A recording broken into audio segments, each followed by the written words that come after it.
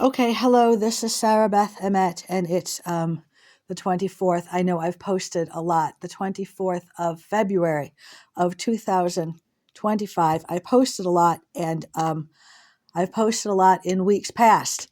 Um, a lot is asked of me, and I'm being asked of this evening, and I'm being tormented, and I'm being subterfuged, I'm being abused, and at the same time, there are those saying, please, if you're able, if you would please speak on this, and apparently there are people trying to come to the center or the bottom or the truth of something which I've already talked about. I've already communicated my experience, and I'm willing to figure out right now. I'm going to probably be chunky and slow, and I'm going to try to figure out what really needs to be said, because I have documented in both text and in voice in years past. I have communicated how it is that I believe I got into this situation in the first place, and at the same time, I've communicated specifically about this false identity which got created of me, this false identity, not just as a spy, but as a healer. And so somewhere there are those who I think are of profession. I think there are those of profession asking me through mental telepathy to please speak, given my experience on this issue. We're looking at this red dishcloth right now because I honestly did not know what to put on the table. These goblin terrorists, as I call them, have just been for a long time. Let's see, it's been some days. It's been some days. So for me, that's many hours. And every second that I'm awake, if I'm lucky to get 8 hours of sleep, right? It's every other waking moment. And even in my sleep, they torment and torture me. Even in my sleep, I have terrible lucid dreams sometimes where they're constantly working all sorts of schemes. I've written about all this before. Nothing is new. I didn't know what to put down on the table as a video focus because they're making meaning out of things. Excuse me. They're making all sorts of as though everything means something. For instance, they say that tomorrow is the 25th. It is. Tomorrow is the 25th of February because it's the 25th of the 25th year, right? We're in 2025 now. So they say that on the 25th, because we're in a 25th year, all of their spells, or they're going to be able to stand all sorts of different energy, so that like whatever they already said this to me. Sometimes I'm working on a post for YouTube, and I want to be careful if I repeat numbers because if I repeat like 222, right, or 225 will have some sort of special meaning to them. And I want to try to stay out of that. So they've already made these. So sometimes I'll skew the time a little bit. I don't want to give the wrong date, of course. But sometimes I may, give it a different second before or after if I'm posting it. Sometimes I may not post the time at all. It's up to me. It's my choice. So I'm dealing with a lot of harassment, a lot of torment, and sometimes I'm dealing with torture. Pain in my chest as I just said that. And so there's a request because, wait a second, I've got to get another piece in. In addition to their like craziness in terms of trying to seek power, trying to make something out of anything, not everyone lives this way, as though this is a form of magic. I don't think so, folks. You are applying power someplace where it really does not have meaning. And the concept, I have experiences myself. Are they magic? Where something just lines up. I tried to explain this the other day. He was working me, just giving me the hardest time with that blood and oil documentary. And I sat down, I went through the morning or the afternoon, whatever it was, and I got to the place where I opened up a book. I was trying to get out of this. I was saying, no, I don't want to post this documentary. I don't want to assist you. We're not working together. It's a good documentary. It didn't mean that I had anything to do with whatever it is that he had going on. And I sat down and I opened up Being Peace by Thich Nhat Hanh, which is a great book. If you don't know it, Being Peace, Touching Peace, of course, any of his work. I know that Thich Nhat Hanh has passed on now. However, great teachers never die. And you can find the absolute present moment, of course, in his work. He is the Buddha. He's a brilliant man, a brilliant teacher. So I can recommend his work. So I opened up Being Peace and it just shaped. And it was, is that magic? I don't know if other people could be where I was.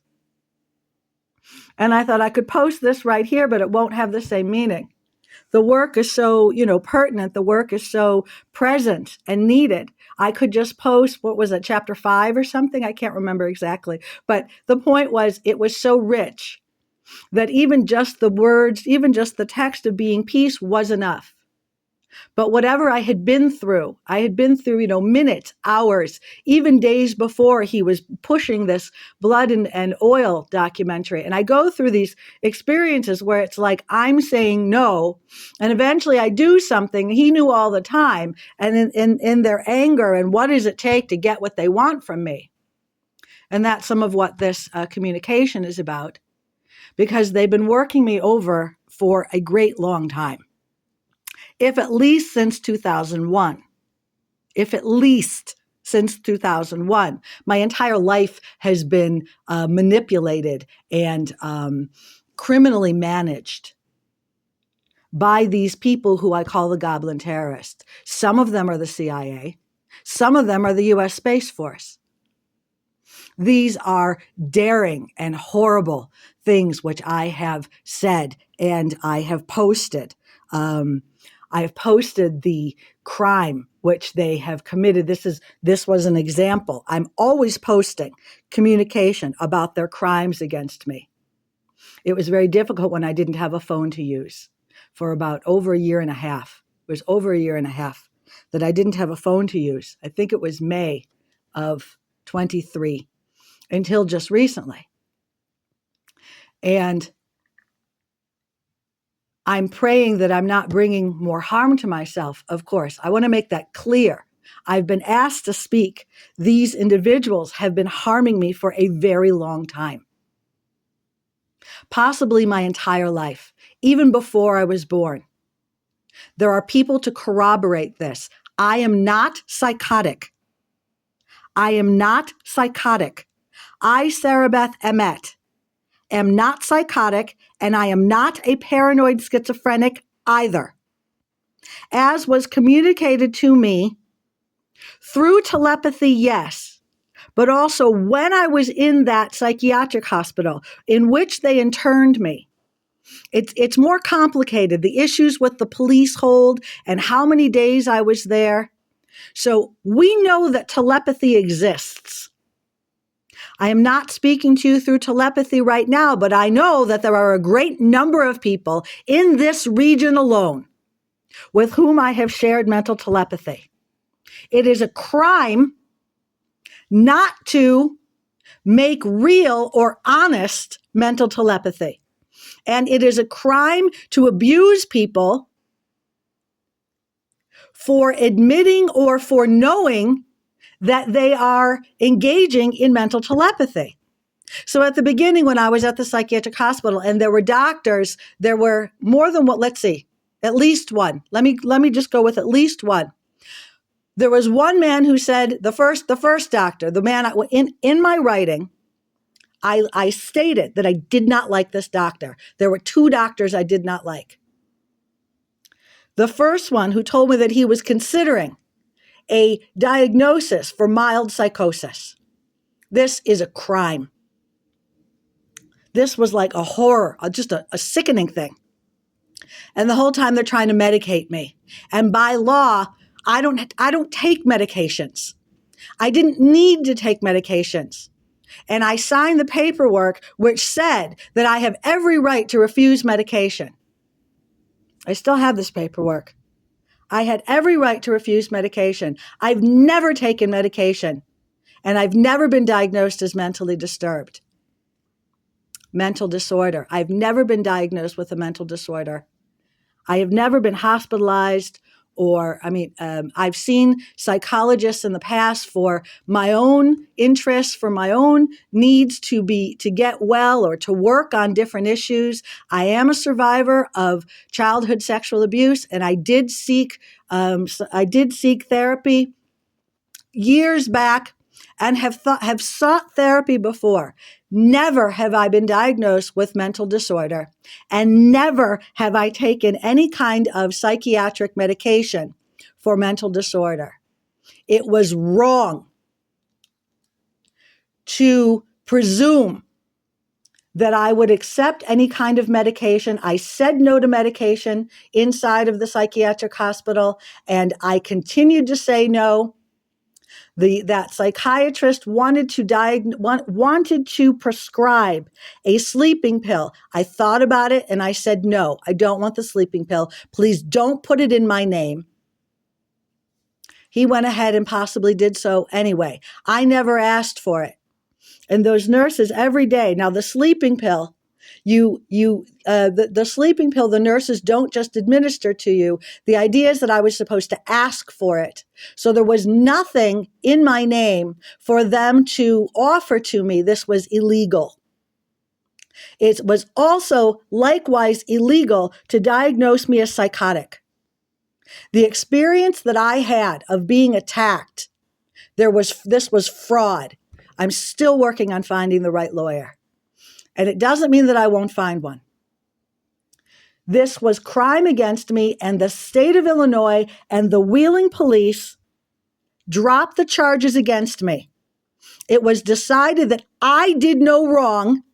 It was decided that I did not commit a crime when I sprayed pepper spray after being physically lunged at and attacked by these two police people who may not even have been police people. It was decided that this was not an act of crime on my part. There were no charges. And they kept me in that psychiatric hospital for 12 days on a police hold. And what I'm understanding through the use of mental telepathy, I'm understanding that there's controversy regarding this police hold. And who was it who diagnosed me as psychotic? The very criminals who forced their way in my home? The very criminal EMS? What I was told, that it wasn't the nurses at the psychiatric hospital who diagnosed me as psychotic or paranoid schizophrenic. I was told through telepathy, as well as by a doctor, no, I wasn't believed to be psychotic. I didn't even know until I left. I had to read my discharge paper to find out that I'd also been diagnosed as paranoid schizophrenic. I mean, people are not, I am a normal, healthy, functioning, a paranoid schizophrenic or a psychotic person could not have written the 57-page personal statement, which I did. A psychotic person or a paranoid schizophrenic person could not function, couldn't clean their home, couldn't continue, couldn't make the posts which I've made, couldn't write the articles that I've written, any other article as well. A person of severe mental disorder, paranoid schizophrenia and psychosis, those are severe mental disorders. The other point was that they'd written psychosis unspecified. I was told it doesn't exist. What does that mean? Psychosis unspecified. It doesn't exist. And the concept was these so-called professionals, the police, the firemen, the EMS, they lied. They lied in their police report. Maybe you've seen the video, which they tried to turn into a music video. They were horrendous outside my door before I opened it. I had no idea. I had no idea what was going on outside my door before I opened it. I've endured a horrendous experience. I've endured very real crime. I'm still surviving. I'm still getting over this. I'm still frightened. I was asked to speak. I was asked to communicate, and these goblin terrorists are threatening me that they're going to use this video, this tape, as though I'm psychotic, as though anything I've been through, as though any experience I've had can be defined as psychosis. Not the truth. And I know and I believe that there are very real people who are working hard to reach me, very real people, very real professionals who are working hard day and night to rescue me. I believe this. And one day we will take pictures and we will make writing. And very real abuse has happened to me, as I have written for years, as I wrote about the 12 days of Christmas, and as I have also documented in both voice and in text. I have talked about, I have written about very real abuse, which I am surviving. I am not psychotic, and I am not paranoid schizophrenic. And it's a crime that anyone said so. It is a crime that anyone ever considered me for a mental disorder. I am not mentally disturbed. A mentally disturbed person doesn't have the ability to perform as I do. I don't believe myself to be mentally disturbed either. That's not what I'm saying. But I am dealing with intense abuse. I am dealing with intense crime, intense abuse. And I've been dealing with abuse for a very long time, many, many years. I'm now 55 years old. It was 2001. I'm being asked once again, the reason that I came on, I needed to get past the psychosis business because they are constantly abusing me. They abuse my body using this direct energy weapon. They've been abusing my body. It's over 4 years now that they've been utilizing this direct energy weapon. You can look it up online. They've been abusing my phone for a long time. I was trying to hold on to my last phone. I know I'm like this. I weave around and I forget to tell you things. But they've been abused. They abused my last phone. They're abusing this phone. I'm lucky that I have any part of this phone. Now, that is not what I did not say that. I did not hand my phone over to them in order for them to further abuse it. I did not say, sure, take the rest of my functions. I did not give them the opportunity to further abuse my phone. And I'm understanding that there's hard work day and night to free my phone, to free other people's phone, perhaps. I am fortunate that I made the choice to get into another phone. I was waiting for my last phone, which is way out of date. I decided I'm going to have to lose whatever material, or at least for now, on that phone and pick up with a new phone. And I do think that it served me to do so. I had to go through a whole experience, choosing a phone and getting into the right service. Anyway, I won't tell you that story. But these guys have been harassing and abusing me for a very long time. And as I said, as I understand through the use of mental telepathy, since before my birth, I was going to tell you when I was in the psychiatric hospital at the beginning, I made some choices. And I thought maybe I'm going to tell some more truth than I perhaps would normally tell, meaning just the truth. I don't normally have the opportunity to tell the truth to anyone. I put a lot of material up on my Facebook, of course, and I've been doing so for years. I did not say anything initially when I was inside of the psychiatric hospital that I haven't posted on my Facebook. I don't have anything else to say. Is more truth, because I've worked very hard to be as truthful and as honest, to protect myself and at times to protect others. But at the same time, I'm not a liar. I don't lie. And it's been important to me to have the opportunity to tell the truth. And so for a year and a half, I didn't have my phone, but I had been working very hard to seek help, to call for help, and to tell the truth as much as I possibly could. Of course, I have to weigh, as I'm an abuse as I'm an abused person, as I'm an abuse survivor, as I'm presently abused, and as I'm working hard to survive this abuse every day and night, I'm always trying to make the right choice. What truth to tell? How much truth to tell? What will serve me? What will serve others? What's right? What's wrong?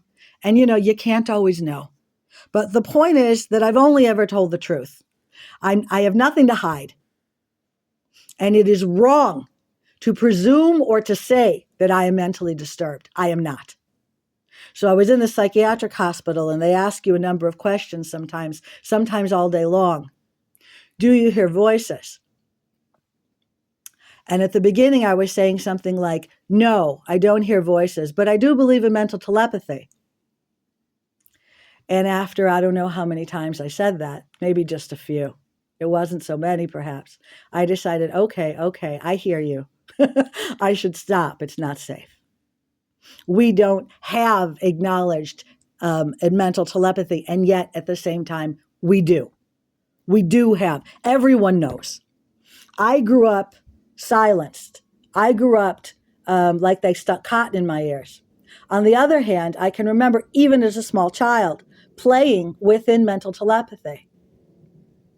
I can remember, imaginary friends, or I can remember just having the experiences of mental telepathy throughout my life. I didn't know what to call it. Anyway, it did exist, right? And sometimes I thought maybe I can put this down. And I won't get into all that either. I give thanks to all of those who support me and who communicate with me and who use mental telepathy. I'm not giving thanks to the goblin terrorists. I am not giving thanks to abusers.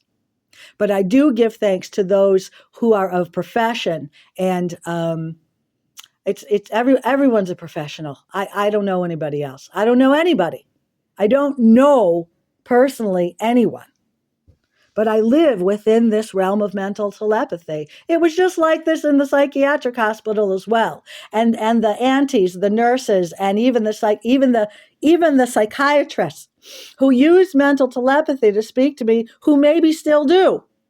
It's not a regular thing. And again, if you read my personal statement, there was no therapy taking place. So that's not the relationship. It's just to say. So I'm fortunate to be alive, and I give thanks, and I'll always give thanks. I'm fortunate to be alive from other experiences as well. And they've been berating me with memories of my cat's deaths. I raised two beautiful, beloved cats, each of whom were taken from me through murder. And they've been today and recently, because one of the yard sites, it was just days ago, and they've been, before and after, just berating me with knowledge or taunts about terrible things that they did to my cats, terrible possessions, terrible, through the use of mental telepathy, that they abducted and that they, mentally abducted, that they lured and played tricks on my cats who died. And, these were beautiful beings and the closest beings to me. These were the beings, these beautiful cats with whom I shared love, with whom I shared care and attention. They were the greatest beings, to bless my life thus far.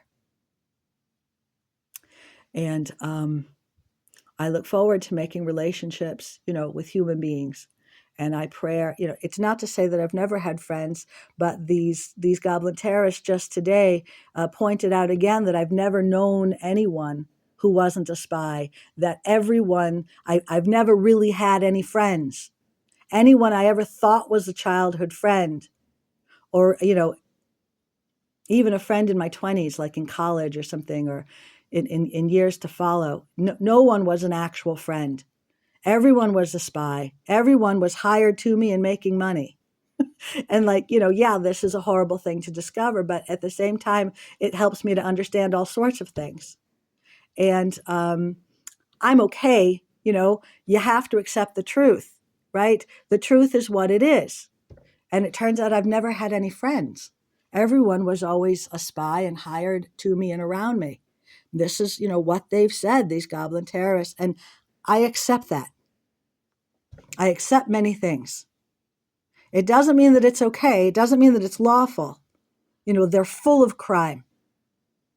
So I'm asked to speak to try to make some sense, or something is needed. And it's not through psychosis that I speak. It's not about psychosis, right? My behavior was not psychotic. When in 2001, wait a second, I'm going to try to get it factual because it's a 2001 and 2002 issue. By 2003, I was working really hard to get out of this. They created, I've written about this before, nothing is new. I have nothing new to say, I don't think. It's all basic. It's all about what they did.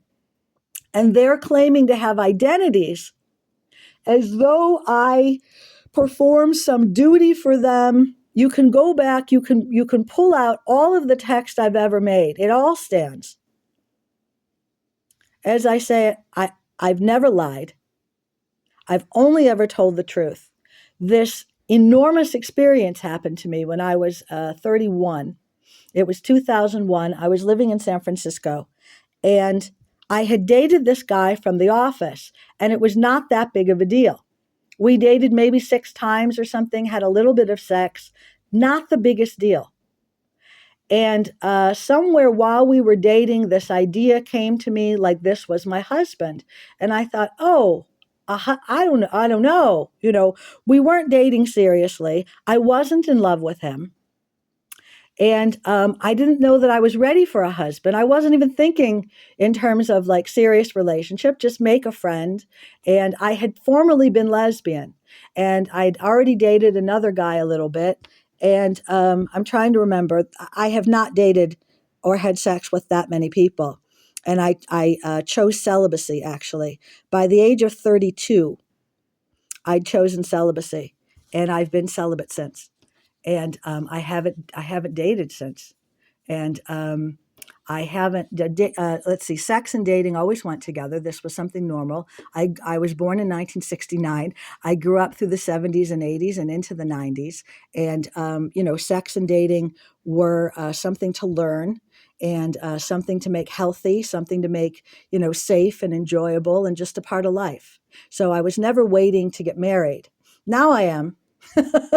But I wouldn't date the way that I used to, and I wouldn't have sex outside of marriage. That's at this age, 55. And somewhere in was it my late 40s or 50s? It must be my 50s. It's a few years back. It's not that long ago, I have to think. But it's not that long ago, and I won't get into that story. But somewhere I've changed a great deal. And I was never licentious, but as I said, a sexually intimate relationship was just a part of dating. It was something normal, like anybody else, right? And so that I've changed. I still look forward to making the right marriage. I still look forward to meeting the right man. I still look forward after all these years, after all this time, to settling down and to making real life. And so I had dated this guy just a few times back in '01, a guy from the office. And this was not the biggest deal, as I've said before, And I had been previously, for 7 years, I had been living as a lesbian. I'd been dating as a lesbian. But for the 3 years before let's see, just before I turned 30, I started to come out of a 3-year lesbian relationship where I was living with the woman who I was involved with. And I thought we were monogamous. She was not, but that's kind of, normal these days. And it was not a marriage. But, we were together, and I thought that we were only with each other, but she was not. So We broke up for other reasons. She became a political activist, and I discovered that I really couldn't support all of her politic, and that it was time to move on, and time to develop more of my own life, my own voice, my own future. Because I was very supportive of her, and for a long time, I did believe in her social action. She wasn't socially active when I first met her. But we moved out to California. I moved first. She followed me, and she refound herself, which, is a good thing. I just couldn't follow, right? I couldn't follow her into her politics. And as I often say, I don't speak Spanish. So we broke up eventually, and I moved on. And at the time, I was not interested in dating because I was really deep in some recovery work regarding child sexual abuse. And I thought, stay where I am, deep in the therapy, because it's a good time not to make relationship. When you're deep in a therapeutic or recovery experience, it's better not to be in relationship, unless, of course, you're already in relationship, and then you learn how to keep that. But it's a good time not to forage out. It's a good time to focus on yourself. And I thought, well, that's what's right for me. And eventually I started opening up, and I discovered that, maybe I wanted to date men a little bit. I wasn't exactly sure. And I didn't like a whole lot what I discovered about the San Francisco lesbian community, so to speak. I don't know if that's the right word to use, but the culture. I wasn't as into I was disappointed. And I was listening to people saying, well, just be a person. You don't need to have an identity. Just have sex if you want it. And you don't need to have any kind of specific sexual identity. Just, be a person. And so I was sort of beginning to grow in that direction. And I will not tell you my entire dating history. I'll stop here. And I didn't mean to get so detailed or anything. But the point was that I dated this guy, right? I had been a lesbian, and 7 years. And I started dating this guy a little bit from the office. And it's possible that he turned out to be the CIA. And I don't have that written down. I have this in mental telepathy. And the reality is that everyone knows this. The reality is that there are even perhaps news stations, like waiting to interview me. And I have to be very careful that I don't sit down with the wrong people. And I won't get into all that either. But I could be waiting to give my story. This is not that exactly, right? But there will be validating professionals as I'm being encouraged to communicate. There will be rescuing professionals one day, just today, through mental telepathy and with help from the United States government. And it's not my intention to harm myself as I say so. But I was told that there were even individuals from within the United States government supporting the rescue effort. And the question was, supporting the rescue effort of me personally. There are some separate jobs, and sometimes these jobs all come together, right? Because to begin one job is going to lead to the next. And in some ways, it doesn't matter where you begin, all of the work will get done. But so in looking specifically at the rescuing of me, there was an individual, I do not have a name. There was an individual from the United States government, and there were others. Now, they've since not backed off, but they've redefined. I am communicating, right? I'm directly communicating what was brought to me through mental telepathy. And almost as close to as it was actually said. Folks, we can survive. And somehow we can all, find and make life. Now, it's not my place to take care of criminals, and I'm not going to do so. I do not have an identity to care for the goblin terrorists. But so just today was this post. Should they use the phone? Should they use email? Should they use the text? So just today was another what it was said to be a strong concerted effort, and they've had to redesign, refocus. They've had to reshape to get it right. Of course, I'm still waiting. And instead of receiving an email from the rescuing professionals, I got this frauding thing. I got this scam. And they, that they charged my credit card over $200. And it's not the truth. And so I've already written about that today. So there's already been a lot of work today, a lot of work yesterday. I'm living a great deal of abuse. I'm surviving a great deal of abuse. I'm dealing with this as best I'm able. I couldn't not have sprayed the policewoman. I think that's, where the spray went. There were 3 individuals who said that they received spray. I don't think so. But so I couldn't have not sprayed the way that they attacked me. And there was this push. There was this push within me. If I was going to spray, then spray now. And I can remember that I sprayed. And there was this, this idea that came to me and through me. And then they were taking me right down on the ground. It was horrendous. And that video is both adulterated and redacted. 2 different things. And she claims that I bit her. I did not. They made other claims. I did spray the pepper spray, and not through a delusionment, not through a psychosis, but through an intense fear, through a self-protection, through a need to defend myself. And I've been working on it since. In the end, I realized there was no rational ability to use the pepper spray. I couldn't have gotten free of them.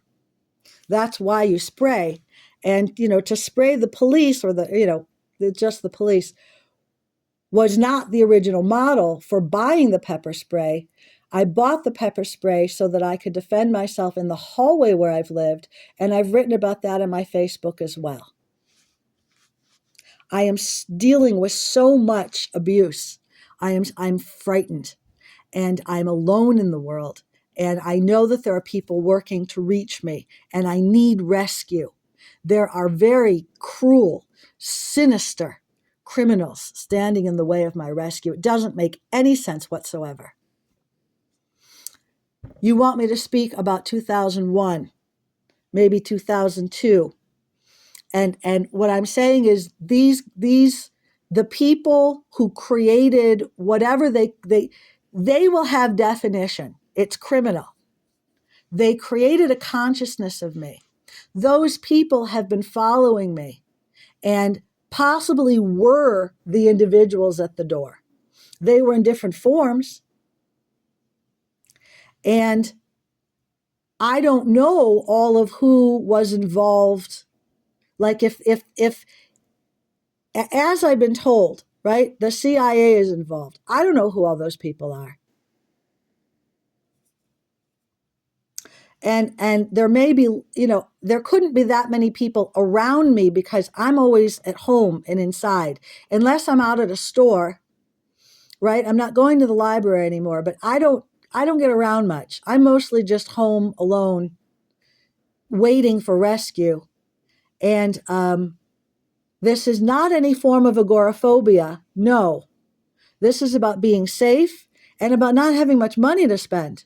I'm not going to be employed until the rescuing professionals reach me and employ me. They are my employers, the rescuing professionals. I get so upset sometimes that I have to swear at them. I mean, that's frightening in itself. At the same time, I trust them and I'm close enough to them to be able to use my anger. I vent my anger because my anger is needed to be known. And they at times getting close enough to not make me angry, but utilize my anger. They getting close enough to spy and communicate because I could be possessed. My anger is needed They want sometimes and need to investigate my anger and to, I'm trying to find the right word, utilize my anger in an effort to understand what's going on. They're also sometimes communicating that they are angry themselves. Sometimes I'm off, but sometimes when I communicate my anger, they are able to determine who and what is at fault. And there can be at times criminals who are either inside or close to the actual firm of the rescuing professionals. So of the telepathy, of the consciousness that they and I established in years past, they always wanted me to keep the pepper spray on my hand while in the hallway, anywhere. If I want to keep it at the store, I don't. To me, that's too much. But if I wanted to keep it, in my garage or on my driveway, if while I'm taking my garbage out, I feel that I'm safe with the pepper spray on my hand. So it's mostly for just around here. And, if I were at the library and something were to, become, so, and that's, it doesn't feel good to me. It didn't feel good to me if I really thought that I needed it. Now, people coming in with guns take cover, right? Try to escape if you can. But luckily, I have never witnessed that, and I pray that I never have to. I'm concerned right now. I'm concerned right now because I needed to say this. But they were always, were I to have had a repairman, the idea was keep the pepper spray on your hand. If they come inside, if they come into my home, the rescuing professionals, they want me to keep pepper spray. And were I to have a repairman from the public, they always encouraged, they told me, keep the pepper spray. Keep it with you, God forbid, just in case. So, of course, I put this on my hand when these guys were, banging their way into my home. They used a horrendous tool on my door. And luckily, I opened the door before they could actually destroy the door. I'm told that this was illegal. There was not a legal action in their behavior, is what I was told. Okay.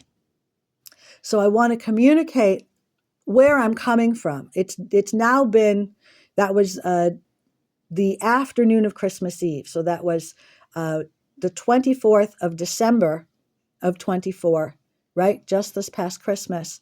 And I was released on the 6th of January.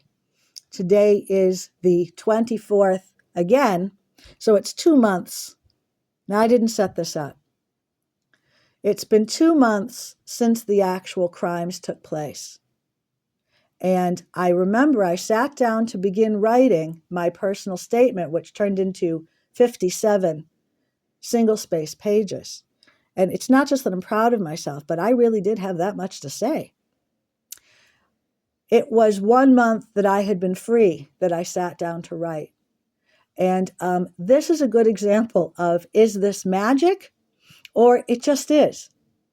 Do we want to call this magic? It's just so something is needed. It's February. We're in February. It's the 24th. And it was in December. It's been 2 months since that happened. And I'm overcoming it. I'm surviving. I'm as I said, I was listening to and I'm reading some good Thich Nhat Hanh work, and I found a terrific book on transforming trauma by Dr. Gordon, and I'm just reaching and finding. I've got a list of books that I found, and I probably won't post all of them, but some of them are worth posting. And we know that I love to recommend books to people. So anyway, somebody wants to focus. And so what I'm trying to say is I dated this guy all those years ago, right? It was 2001 in San Francisco. And daily, now I call him, them, the goblin terrorists. And I don't have all of the vocabulary. Again, I'm not psychotic. And I'm not paranoid schizophrenic either. I'm not delusional. I'm not lying. I'm not making anything up. Do I really think that that guy who I dated? No. Because what I heard is the guy who I dated may have gone to jail. And who are these guys? But something works together, right? Something works together. And it's not about magic. It's about vocabulary, which we don't yet have in place. But I know that there are a great number of people who understand how this works. I know there are a great number of people who possibly have the words which will one day become legal. I know there's life on other planets. And I know that there are most likely people on other planets who possess the vocabulary, which they'll be happy to share with us, along with, they say, a vaccine for something as common as the flu. Now, you also have vaccines for other things, don't you? There's AIDS, right? There's vaccine for AIDS, vaccine for coronavirus. Are we still trying to work the difference between these viruses? But so they have vaccine.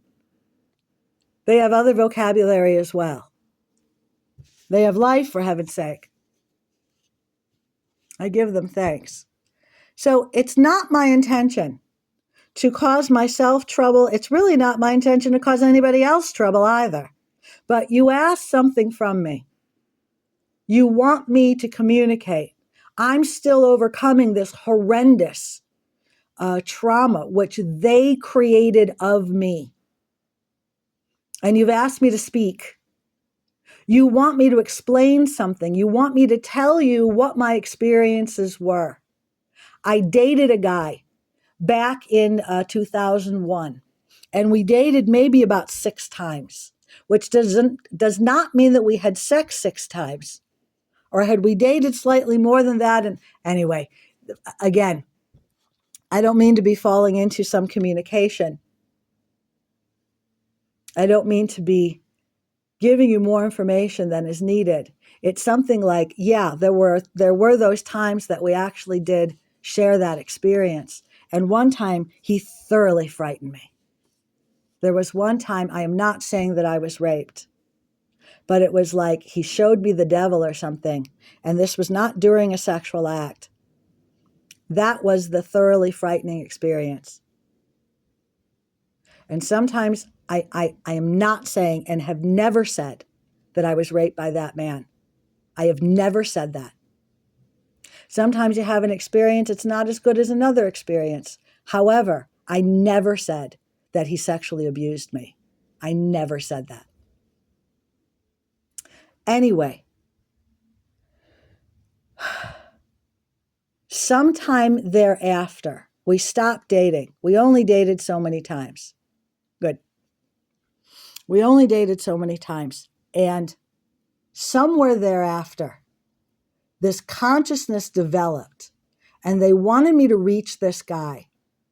What I now believe, they thought that for some reason he would listen to me. And so sometimes I would try to reach him, and mostly I would not. But I was upset because this was in like the spring and summer of 2001. And I was doing some writing, and I left it on my computer, and it might have been found. Now, I didn't know that I was working in what might have been a covert CIA operation. That since then, people have said, no, Sarabeth, the CIA, they're spies. They get into everything. They don't have their own office. They do. It's not that they work there. They work out of there. Anyway, that's what spies do for a living. Of course, the CIA was around. They're everywhere. Whatever. So anyway, this was a multimedia studies program.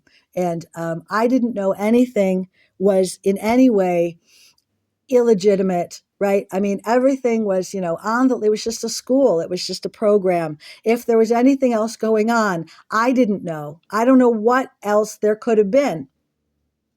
But so I've since learned about spyware, and that it's actually being used, on me, against me. I try to use the bathroom. I try to change clothes, clean up in the bathroom in the dark. And it's not because I think that my bathroom is planted, but I understand something called distant viewing exists.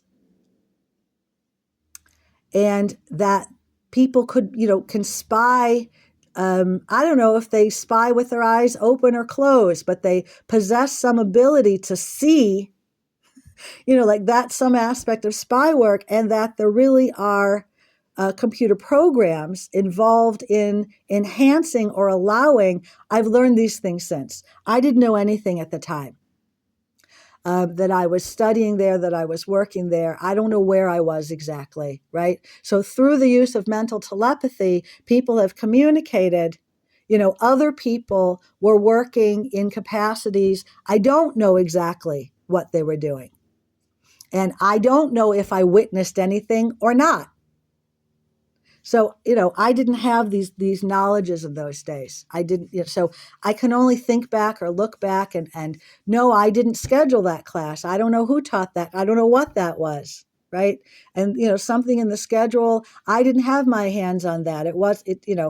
I knew it existed. I didn't know what it was. Anyway, things like this.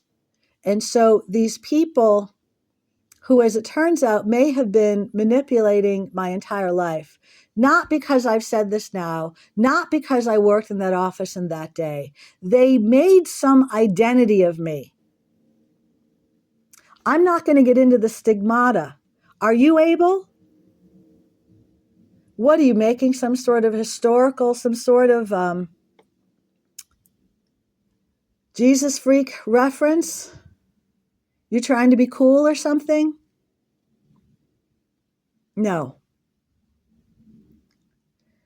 And I don't know what exactly is needed of me and what it is that I wouldn't have said or that I'm not going. I mean, I don't know what pieces that you all need, right? And this concept of psychosis, which is a lie and a crime. But these people have been involved in trying to manage and manipulate my life. This is about crime. This is about sinister behavior. I'm an adopted person. It's not, what I understand is that it's not just that my birth mother gave me away at birth. It's that I was pulled from her. It's that they were just running this morning, yesterday.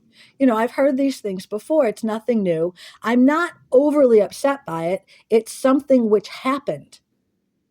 That she didn't know where to go with me. She didn't know what to do. They thought adoption would be the best thing.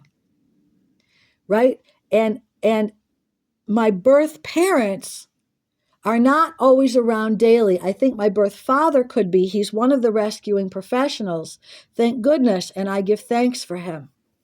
And I certainly mean him no harm as I single him out. I don't know his name. But anyway, the point is,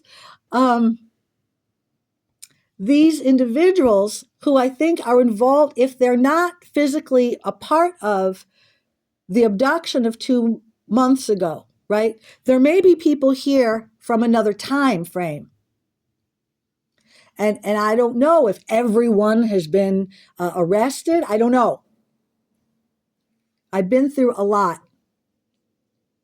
And that was, a huge, horrendous experience in itself. And I'm certainly not looking for any more trouble. I'm not looking for trouble. I'm not looking for harm. I'm trying to communicate something.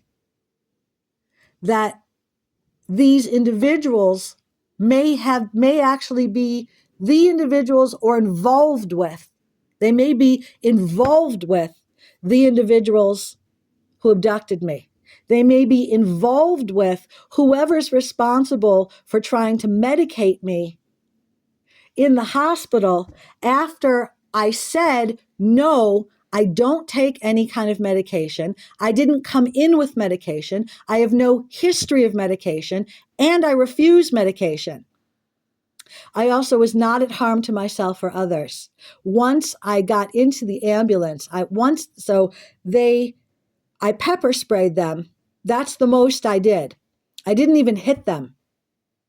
I didn't kick them. I didn't bite them. There was no physical abuse from me, only the burst of pepper spray. And they bound me to that backboard, and I can remember pulling on the restraints. I mean, I don't know how you just accept that sort of thing. And, I wasn't even at harm to myself. There's no way that I could have harmed anyone else. I was not having a psychotic episode, as they have tried to communicate. You can watch the video. I was not psychotic in the video prior to. She doesn't show this, but they lunged at me. They redacted the image of the man who actually put his hands on me. I haven't studied that video. I've only actually seen it once. It is so upsetting. I'll look at it again, for a lawyer or something. But I did not see the individual in the video who actually put his hands on me. And either they cut it or she didn't show him. She speaks to him, but I didn't see him physically. So that's a piece of the redacted video. And I was not in any way psychotic prior to that. I was speaking loudly, and I had the pepper spray in my hand, and I had my thumb on the cap, not actually on the depressor. I had my thumb on the cap. You're supposed to hold it that way. You're supposed to be ready. At other times, I just had it in my hand, and I was speaking with my hands, and somewhere I said, "This is so big," and I had my hands up in the air. And I've been looking at a lot since then. I mean, certainly through the hospital, beginning that day, right? Possibly beginning in the ambulance. In the ambulance, I calmed down more. I was crying, I was yelling, I was trying to gain attention to myself, but I was at no harm to anyone else. And I was not at harm to myself either. They had me bound to that backboard, and I couldn't move those restraints, of course. And there's no way, I think, that a person could be restrained, especially in a capacity against their will, without trying to pull on the restraints. What's this about? As though I was harming myself or others, right? That was why I was psychotic. They think of me as psychotic because I burst the pepper spray, because I was yelling, because I was saying, I believe you to be terrorists. They say this was an act of psychosis. It was not. Neither was taking my time to open the door. That wasn't an act of psychosis either. And I'm not paranoid schizophrenic because I think that there are terrorists out to get me. It has been communicated to me to take all of this as seriously as I possibly can. I do take everything seriously. And so it's been encouraged for years that I should, since moving in, not from the beginning. I don't remember the exact date. It's been some years, though. I've been here almost 10 years. I came in the summer of 16, and it's now 25. So I've been here some time. It's been, I don't know, maybe 5 years. I don't have the exact date that I've been wearing. I've never had to use it. And it's always been a form of what is the right word? A form of self-defense. The idea is to keep a person away without spraying it, right? The idea is to say, don't come any closer. I have pepper spray. Well, I've never even been in that position. I've kept it in my hand at times, but I've never been threatened to use it. This was the only time. And because they lunged at me, because they put their hands on me, and they forced me from one room to another, I instinctively burst the pepper spray. Again, the state of Illinois and the city of Wheeling, Illinois, dropped the charges against me. There shouldn't have been any. There shouldn't have been a police hold. What I understand through mental telepathy is that they knew in 24 hours' time that I was not psychotic, as well as not paranoid schizophrenic. Do I hear voices? I believe in mental telepathy. So I've been, seriously abused for a long time. It's been over 4 years of the physical abuse through the direct energy weaponry. And they've been just recently, taunting, or what's the right word? Not teasing, but they've been, like, I don't know how to explain their behavior sometimes, but in this maniacal energy, this sinister reminding me that they killed my cats, that they tricked and lured both of my cats and forced them to death. My first cat was also put to death using chemicals through an intravenous, what I thought was medicine. It turned out that they were putting her to sleep right in front of me, as they like to say. My second cat died of causes that I have no ability to determine. He had a heart attack or something, and he died. He was being attacked for a few days prior to his death. And they were each the most stupendous animals. They were each just the most gorgeous, beautiful, blessed. They were just the greatest beings to bless my life. And it's a horrible, sickening thing what they are constantly reminding me that they did to them. And they will sometimes attack and abuse me, reminding me that they killed my cats. And so constantly, daily, they're trying to lure me into some relationship as though I have a basic identity, which I do not. I just posted on my Facebook just prior to this. I'm not speaking through Facebook video. I'm making this video separately. And I just posted on my Facebook communication because these individuals who I call goblin terrorists are threatening right now they're threatening me. And they threaten, horrible, sickening abuse, as well as threats of rape and murder, as well as, threats of physical abuse, which would involve body rather than computer programs and electricity or radiation. Largely, they abuse me through the use of radiation and electric shock. And 2 months ago, they got inside my home and they created a situation. And they abducted me and they interned me in a psychiatric hospital. And I should never have been there as long. I might have been there something like 4 days because it was Christmas. And they, needed the time to pull people. They said they wouldn't have been able. It's more likely if, what was that, a Wednesday? Christmas, when was Christmas Day? Was maybe a Thursday. So they were saying, well, you should have been released, if not before, that Friday, and then maybe the following Monday. And what I was told is that it's common for people to be in that environment about 3 days. But I was there 12. They kept me the entire 12 days of Christmas. They released me on Epiphany, January 6th of 2025. Not the memorial of the Capitol strike, as I wrote. No, that day was Epiphany. And they kept me the 12 days of Christmas. And I worry about Easter.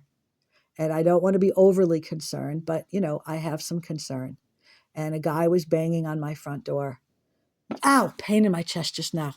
Electric shock in my chest. A guy was banging on my front door yesterday because I was making a lot of noise inside because I was being satanically attacked. I'm now working to make less noise, but they satanically attack me in a way which causes me to get noisy. And, it's not easy. Now, it's not illegal that I make noise inside of my own condo. And it's something like hollering or something. Sometimes you overhear other families having fights or something. I don't hear as much here, but this is not normal where I am. Anyway, many years ago, right? And the concept is that they finally physically created what they created 2 months ago because they have not been able, they punished me is what they're saying right now. I'm taking that through telepathy. I'm talented, I'm told. I don't feel at my best right now, but I'm not lying to you. It's not like I'm not off center. I'm me. And, I'll never be whoever I was before the attack right? I'm now, me having had that experience. I try to, like, I'm definitely having that. That was like a point of no return. I'm definitely having the recovery experience of sorting life and making choices. And I wasn't sure, I'm not as focused right now, but I'm real. I may not be as direct. They got upset with me. I stopped drinking some time ago. I stopped drinking in like October-ish. I don't have the exact date, but they had been attacking me. And the last time I drank alcohol, I drank too much. And I mean, no argument. I drank like over a bottle of wine. And, my tolerance was such. But at the same time, I don't know exactly where my tolerance was. But um, the point was they created this energy that day. They created this frenzy. Somebody's using the word frenzy. They created this episode. They created this really hard high energy the last day that I drank. Excuse me, somewhere in October, not on the 24th of December. The 24th of December, I had no alcohol. I haven't had any alcohol since sometime in October. It's not that I would, like, I understand. People always say it's not that I have a problem. I understand, right? So what happened was, like, problems started to get created. And I think I was singing along with, like, 5 or 6 CDs that day. That's how much energy I was processing. And I had been drinking and I had been eating, and there was no abduction that day, somewhere back in October. They tested my urine and blood right in December when I was abducted in December. Excuse me. I'm being confusing. I don't mean to be. So no alcohol in my system, and there's evidence of that. No drugs. I don't use any kind of, I've never used, chemical drugs. I've never been interested. I did smoke marijuana illegally. I can admit that. And I did smoke marijuana legally, not in the state of Illinois, however. So, as with when I was smoking marijuana legally in Denver, I was there for a year and a half. As during that time, so was becoming my experience with alcohol, and I was trying to work on it. I was trying to see, like, how do I manage myself? How do I manage my alcohol intake? How do I handle the inebriation experience? And I love shamanic journey work. And I will admit a couple of times using substances way back when. This is, a great number of years ago. As I was learning recovery, as I was making choices to re-access lost memory. And I got interested in the study of deep shamanic work. A couple of times I used substance, and not so much. And truly, marijuana is plenty. Marijuana is enough to help deal with PTSD and to process spiritual healing, or to process any kind of clearing work. Marijuana is plenty. You don't need anything else. And there can be great people to teach us how. But anyway, what happened was, with the legal marijuana use in Denver, as with what became at the end using alcohol, and I wasn't doing recovery work with the alcohol, I was just getting through the day. But the satanic attack of me each day is horrendous in itself. Is each day is different, and I'm sitting right now in a very painful radiation. I deal with there's other radiation running on my body, a few different places at once. I deal with intense pain every day, and I deal with horrendous satanic attack and energy every day and night. I'm often woken up, often in the night, and they wake me up with their agendas. They are sometimes singing, literally singing, but sometimes they're just running their storylines. They're running their whatever lines, their agendas. They're just, in constant motion. They're in constant torment and sometimes torture of me. And the alcohol did help. I mean, there was a time when drinking alcohol was something of an escape, was something of a release. Now, there's no true escape. There was no way to actually truly escape. And, any type of medicine work or any type of recovery work, you learn those things. I say medicine work, recovery work, any kind of substance work, you know that you can't truly escape. And oftentimes that substance will actually deepen your experience. I don't know who I'm speaking along with, but I give thanks. Yes, that's just right. I do know that. I did know that. And it wasn't my intention to deepen my experience of abuse. And you always have to be careful when using substance that you don't wind up enhancing whatever, if negative experience. But so, as I said, likewise with the legal marijuana use in Denver and why I chose not to get involved in any marijuana use here in Illinois once it became legal, they, just possessed my consciousness. They possessed my experience. They overwhelmed me. I'm being harmed right now with electric shock. They overwhelmed me while, high, while open and expansive. And a couple of times I knew that I was learning about death. So there's this one famous time when I can remember learning, and in my notes, like in and of my experience came the very clear message that death is suffocation. And, I never want to recreate any of those types of experiences like I had. I had to finally let go of that particular medicine work because it was just too deep and too expansive. And I loved marijuana work. I loved using marijuana to reach God, to reach self. I loved using marijuana.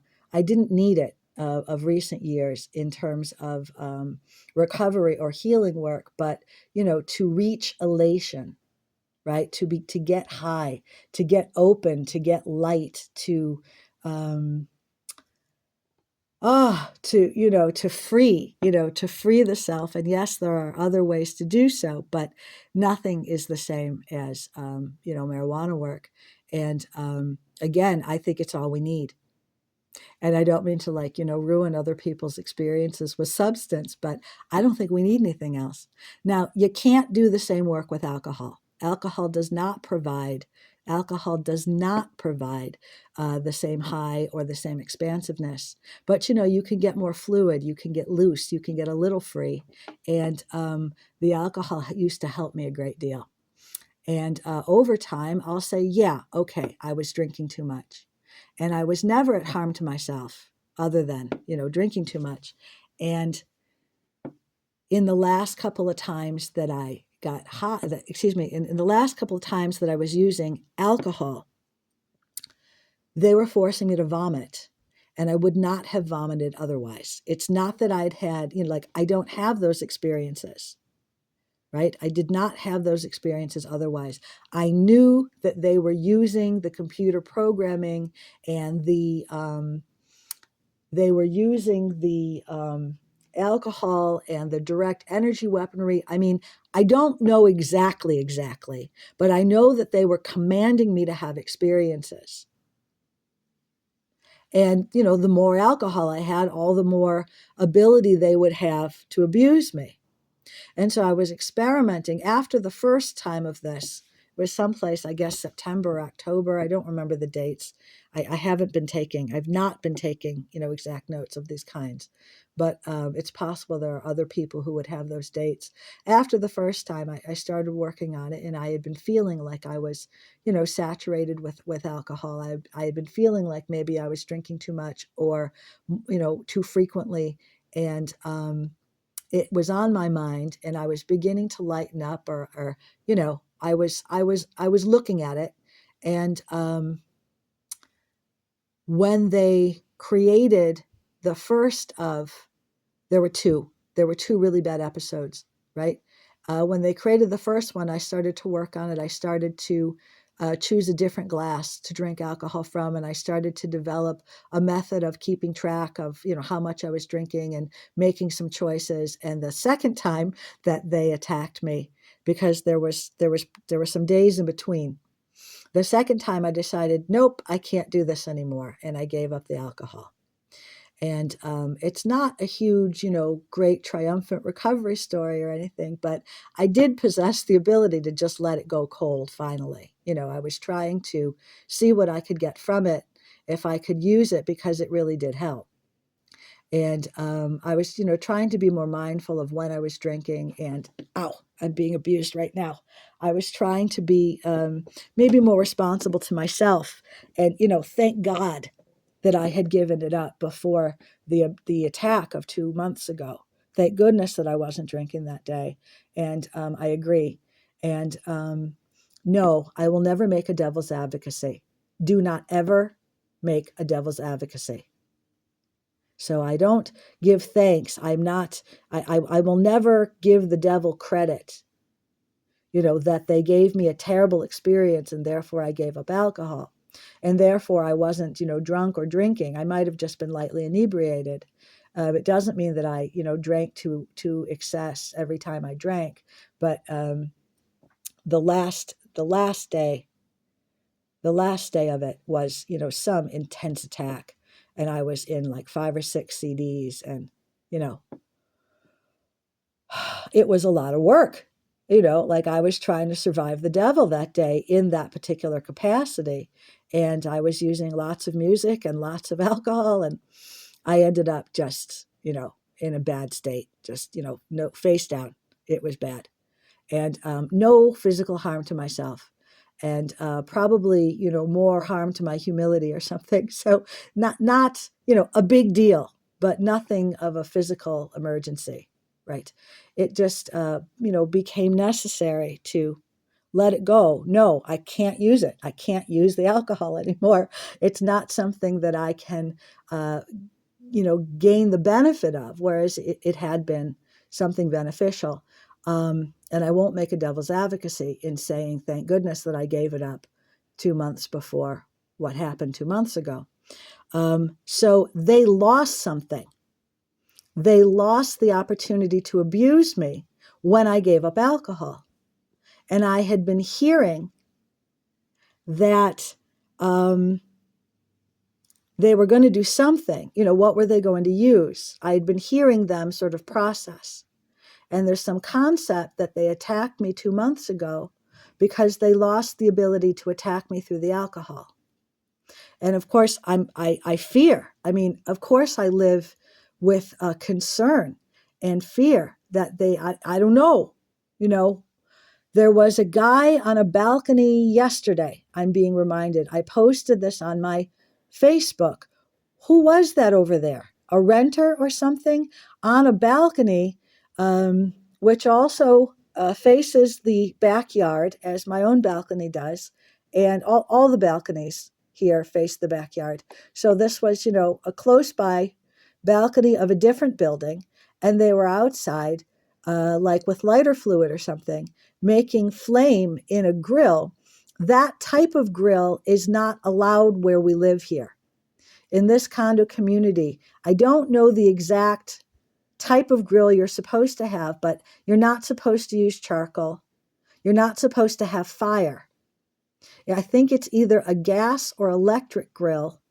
I seem to remember something about a smokeless grill, but how can that be? How do you grill? There's smoke involved in grilling food. Okay, so it's not about a smokeless grill, but there was something about the type of, there's a specific type of grill that you're allowed to use, and not many people grill, perhaps, I don't know. I have spent some time when driving looking at people's balconies, like what type of culture or what type of items do they keep on their balconies. So anyway, there's a specific type of grill which is allowed. Otherwise, grilling is not allowed. And the charcoal isn't allowed. And the use of that, this was like flame, like a foot high, maybe over a foot high. And this was flame, easily seen and burning inside of this grill across the yard there. Who and what was that? Because it had a lot of threat at me. And I wrote this on my Facebook. I closed my blinds so as not to continue to be a part of it. Excuse me. And this was on an afternoon yesterday when the rescuing professionals were saying, we're coming, we're coming, we're coming. I mean, I've been having a hard time. And is he getting closer with fire? I pray not. And what I've been told is that there won't be fire here in the building where I live. I've been told that it's possible in the future. Now, how do people, who's telling me this through mental telepathy? I've been told that it's possible that they're going to set some fire which will be extinguished, and that it's not going to create the wildfires of California, for instance. So I've been told not here of this building, but possibly close by. And I've been told that it's not going to be huge and destructive fire, but fire which they're going to be able to put out. So now, who and whatever is responsible for that, they have that information, but all the better that we don't have fire of any kind, of course, but of any kind of serious nature, because whatever I witnessed yesterday was communicating through telepathy a threat to make me afraid, and it was upsetting. So, like the piece that I have been abused by these folks, possibly all my life and even before I was born, in all of these different methods, and more than I can even, this is already an hour and 20 minutes, into this kind of rambling, but I had the idea that maybe some of this is what's wanted, because there was this guy I dated back in 2001, and we only dated so many times, and we only had a little bit of sex, and nothing was anything I would call rape or abuse. And it wasn't why we didn't date. I don't think there was that much interest. It's not that we broke up. We never really got there was no relationship. We were just dating a little bit. Not a big deal. And over time, this consciousness developed in terms of, I do think that they're always looking for different ways to abuse me, like new and better ways to harm me. And the concept is that they worked up this consciousness back in 2001, as though I possess some ability. They tried to create someone of me. They wanted me to work in some capacity as a healer and as a spiritual healer. They wanted me to assist in the saving of a man's soul. I've since learned that this isn't possible. At the time, I was taking classes in, let's see, what was this called? Renascent process. And it was about, I was taking classes in terms of healing. Let's see, I got into it because I wanted to receive healing, and I came out of it discovering, it was a year-long class I was taking once a month, and I came out of it discovering that I had the ability to heal myself. And part of what we learned in terms of renascent process, rebirthing, so in terms of finding the self and learning how to practice emotional release work, working in a small group, working with other people. So I was learning how to help assist another person's experience or another person's practice. And I learned how to do some energy healing, and I learned how to do some emotional release work. And I learned what I ended up doing is developing practice for myself. I came into it as I was deep in my abuse recovery from CSA. I was deep I was trying to develop for myself. That's why I got into the illegal marijuana work. I had smoked a little bit of marijuana recreationally prior to that, but I became interested in what was illegal work. I admit it. There's no, I have no need to deny it. And I wasn't ever caught or anything. It's a good thing. I never had to do any time for it or anything. And anyway, the point was, this illegal marijuana work really did, I think, save my life. And I was able to use it. I was able to combine some practices, learn some shamanism, and sort of promote a self-excavation work of my own PTSD, as well as eventually I folded over into the spiritual healing work, and I started to develop within myself the capacity to accept God. That's what spiritual healing is. Spiritual healing means accepting God. Now, for a person who has chosen Satan, if a person is damned, and there are different forms of damnation. There's the damnation like, I just saw a bad movie and it wrecked me. Like, what were you looking at, horror or something? Or, as is so common these days, I mean, for heaven's sake, you watch a commercial for anything, or you read something and like you realize the text is like, flowing backwards and upside down, and that's Satan. Right? We have so many horrible experiences these days. You might get vexed by someone's t-shirt, right?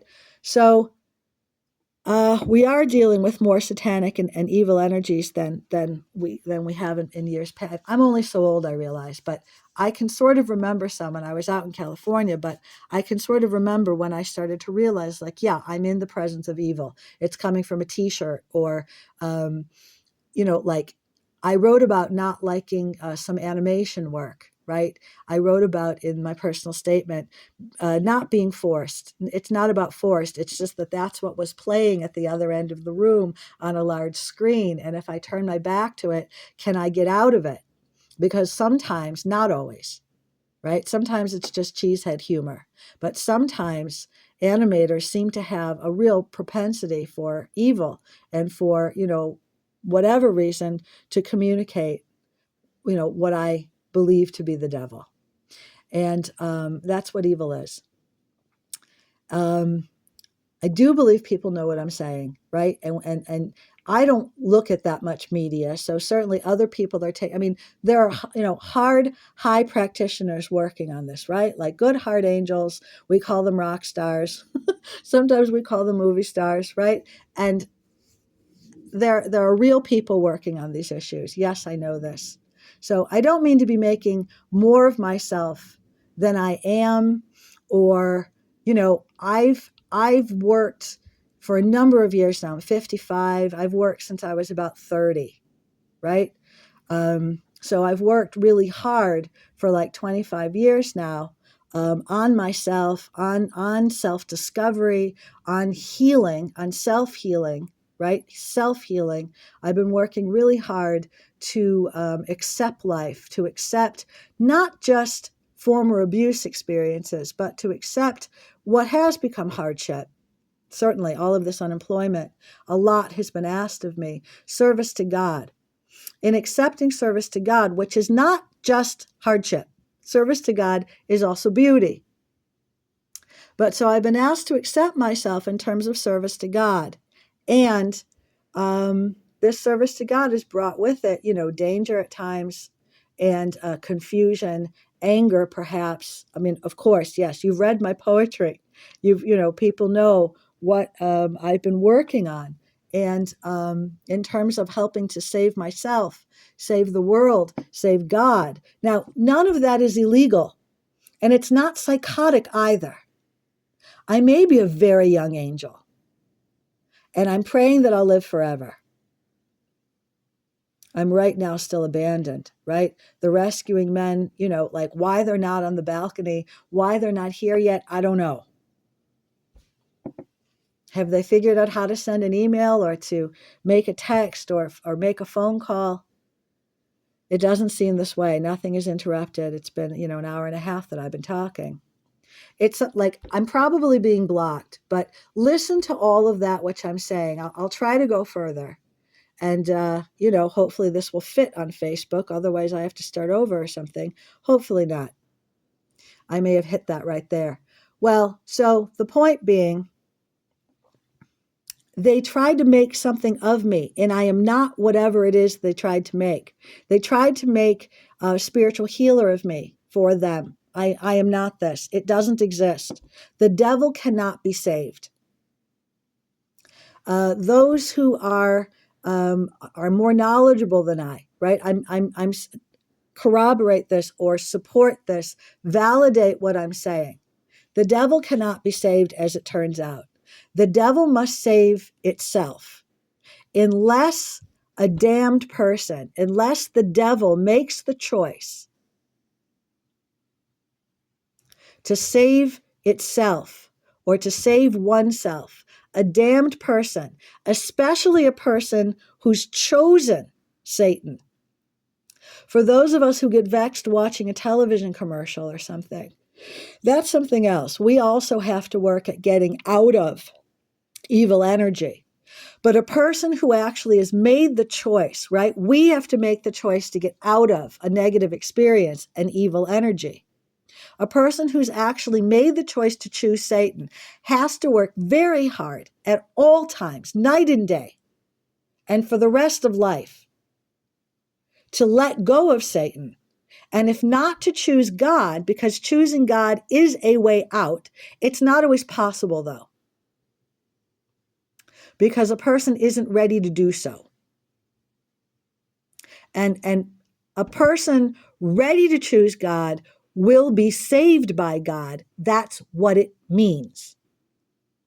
But that means that person is renouncing, is denouncing. I should say denouncing. I've got the wrong word there, excuse me. That person is denouncing Satan. Maybe we've heard about this, or they used to practice deliverance. They don't anymore. But the point of the matter, and if there truly are people, right? But I don't know. I don't want to get into that. It may be going the opposite way is what I'm saying. I don't know. It's not for me. But that's also more of the statement, which is that it's not for me. I don't do this work. I had an interest as a much younger person. So that 25 years ago or so, maybe not quite 25, something, however many years ago, but quite a number, over 20 years ago, I had an interest as I was just learning spiritual healing, as I was just developing myself and my own abilities, saying, wow, this is good stuff. I could do this. I believe in this. Yeah, I want to assist. I want to help. I want to help save the world. I want to help save people. I want to help practice spiritual healing. And whatever choices or thoughts, these were just thoughts. It's why I went to graduate school for psychology, because I wanted to help people, not just save people. I wanted to work in the medicine of recovery. But so what I've discovered in years past, what I've discovered since then, is that we cannot actually save the devil. The devil must save itself. That's himself or herself. So another individual, a practitioner, can't actually help you. You have to help yourself. Now, I don't do this work. I am not going to work to save the damned. I say this every day, it seems. And that's why, right, I came up to communicate, and I needed to tell all of this other to get to this place, which may be what's asked of me, and I'm being sort of stopped in saying so now. I don't do this work. I will one day help to save the saved. I will one day help to keep the community of those in service to God. When I am employed, both as an educator and as a writer, I will help to keep life and community, culture and livelihood of those who are of service to God, of those who are saved, or of those who are seeking. Again, I will not work to save the damned. I am not someone who is capable. I am not someone who's interested. It's become illegal. It's become illegal to do work. This is coming through me in telepathy. I'm not allowed to work for the goblin terrorists. They tried to create someone of me back in 2001. I was 31 at the time, and as I said, I was just beginning to study spiritual healing. My focus was to work on myself. My focus was to learn what this was. I originally went to the workshops seeking healing, and then I discovered, hey, I've got some talent. That was what the workshops were about, was teaching people how to work. And I enjoyed working with other people, but that opportunity didn't present itself much. No, I did not reach out to work for the goblin terrorists. I developed an ability to work on myself. And at that time, I was living in San Francisco and I was working in this office. And I met this guy and we started dating. And it was months later. We had stopped dating months later. And they created this idea like he needed help. And I was someone who he would listen to. And could I please reach him? Well, what? What do you mean? What are you talking about? Well, this is before the Me Too movement. And the idea was I was dealing with what I felt was really strong sexual harassment. I was dealing with what I thought was just really sick and criminal expectation, as though I was going to have sex with all these people in the office, including students. I mean, it was crazy. I was having a really hard time. And I eventually fled from this office. I left a good paying job, not only due to sexual harassment, but I feared for my life. In the meantime, in the months which preceded, they were asking me to somehow reach this man. I didn't know how to do so. And there was some idea that he would listen to me. And after I left the office, I became unemployed in December of '01. And I thought, I'll find other work. I didn't. I mean, it was awful. And they pulled me through telepathy. They pulled me through my spiritual practice. I was smoking some illegal marijuana at the time. I was still working on my own healing, but I was transitioning. I had transitioned into a more spiritual healing space, and they manipulated my spiritual healing space. I'll call it journey work. I learned the word journey, and it was to use marijuana in a form of spiritual journey work. And I transitioned. There's a message coming to me that there were people who, through the use of mental telepathy, were able to spy, were able to witness the experiences I was having. So there are people who knew what was going on. I was beginning to take notes in my journey. I don't know if I can read that handwriting. Even the cat was speaking to me, is what I was told. I didn't know this at the time. I had no idea that my first beloved cat was speaking to me. I knew later, before she died, I knew we were communicating.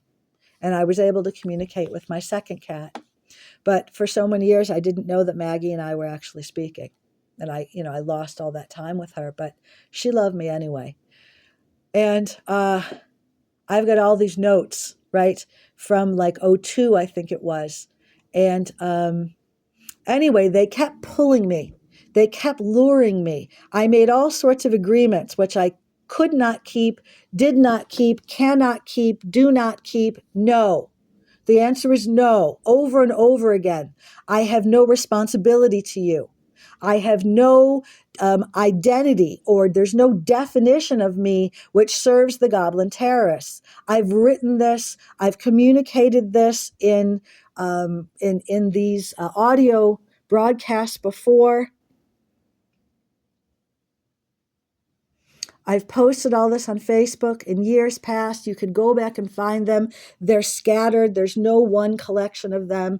Over and over, I've needed to communicate the fact that I am not vowed to these people. I am of no vow. I am of no responsibility. I am of no identity. I was lured by the devil. I somewhere made an agreement to engage in spiritual healing work, and I am not. I am not involved. I will never be involved again. Someone is saying, and they'll never let me out of this. This is called spiritual warfare. It wasn't until I moved here to Illinois. I relocated in '16, as I said. It wasn't until I came back here that I learned this term, spiritual warfare. It's a very real word. I originally found a book in a used bookstore, maybe a Goodwill, I can't remember.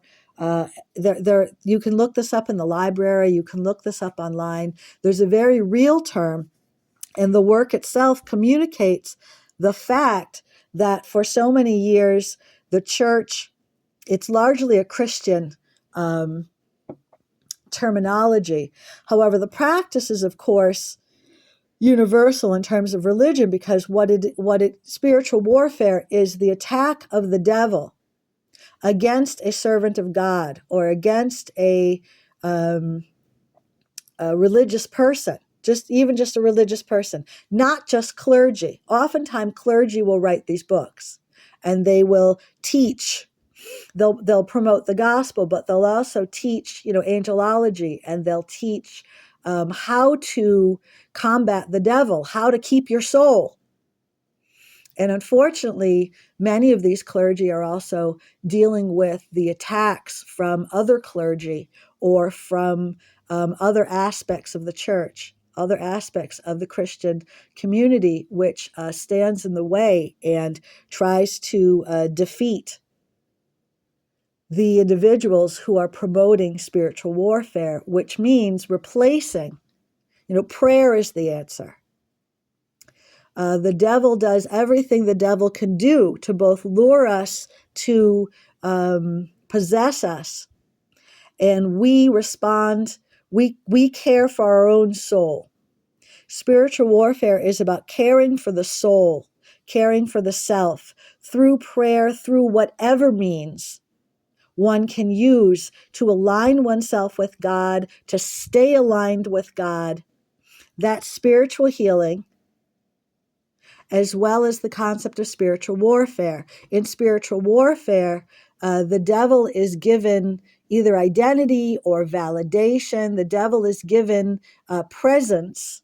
We acknowledge that the devil is harming us and that we need to seek God, find God, accept God, that we need to do whatever it is. Every day, every day and night, I deal with this. And it's not that I'm psychotic, and it's not that I'm paranoid schizophrenic. The reality is that I'm dealing with spiritual warfare all the time. And some moments of the day are worse than others, and some moments of the day are better than others. It's why I sought alcohol, to try to find a loosening, a kind of fluidity, to try to get high a little bit, to try to develop elation. Now, yeah, you can do this with prayer. You can do this with song of any kind. You can chant. You can read, right? You can make love. You can eat good food. You can paint or dance. I mean, all sorts of things that people find in order to promote spiritual awareness is coming to me, spiritual healing, and then spiritual warfare, when we actually need to fight the devil. And it's exhausting, yes. And it's life-threatening. And they develop this ability, this direct energy weaponry, right? They could murder me right now. They could murder me at any time, is what I believe. There's pain in my chest as I speak. Through the use of this direct energy weaponry, the use of electric shock and radiation, it's nuclear power, as I understand. We're nearing 2 hours. I don't know what fits on Facebook. What will I do with this? How will I manage it? Can I splice it? I don't know what to do. But so the point is, like right now, there's been a group of goblin terrorists who have shown up out of nowhere. But, so they move around.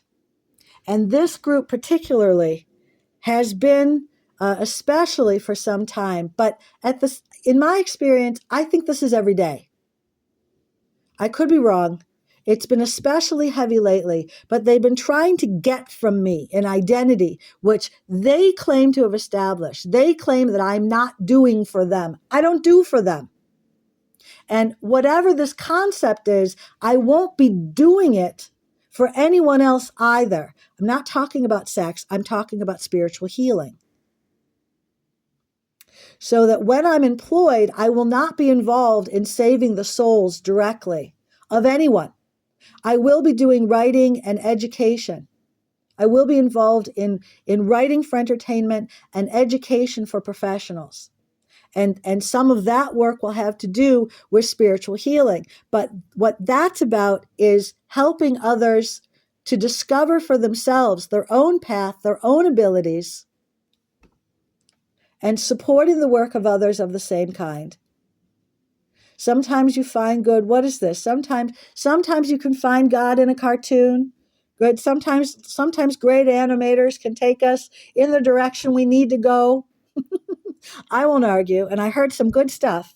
I won't say anything, but I did hear some good work, possibly taking place soon, coming to a theater near us. The television, cable, what network? Cartoon? I'm not sure exactly. Anyway, some good writers. But so, keep your eyes and ears open. And we all may be, finding truth, even in animation. So some of the work which I'll be involved with where creation is concerned will be animated, but not the same as what we currently find on cable today. The point is, I'm dealing with an enormous amount of abuse.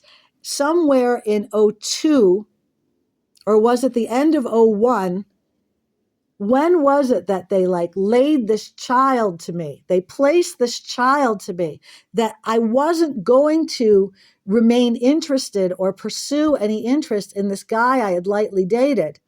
They had to build this ideology through mental telepathy. They built this consciousness that there was this special child to be born. And, I spent, I think, 2 years believing this. It was all of '02 and some part of '03. It was all of 2002 and I think some part of 2003. So that's not a full 2 years. I left San Francisco. I moved to Pennsylvania. I tried to flee. I tried to escape. I couldn't get away. And in those days, I was giving up marijuana and I didn't drink alcohol. If you know Pennsylvania, it's not a completely dry state, but it'll keep you sober if you go that way. State stores. And I was interested in finding myself. I had to run. I was unemployed. I couldn't find employment. I got a little bit of financial help. I wanted to move someplace. This is back in '02, coming into '03.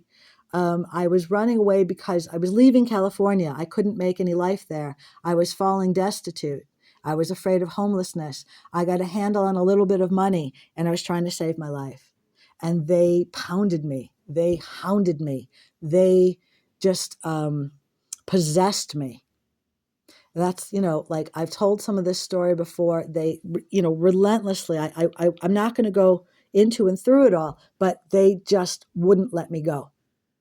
And I eventually grew out of. I eventually let go of the idea of this special child, this holy divine child that supposedly I was going to conceive from this man.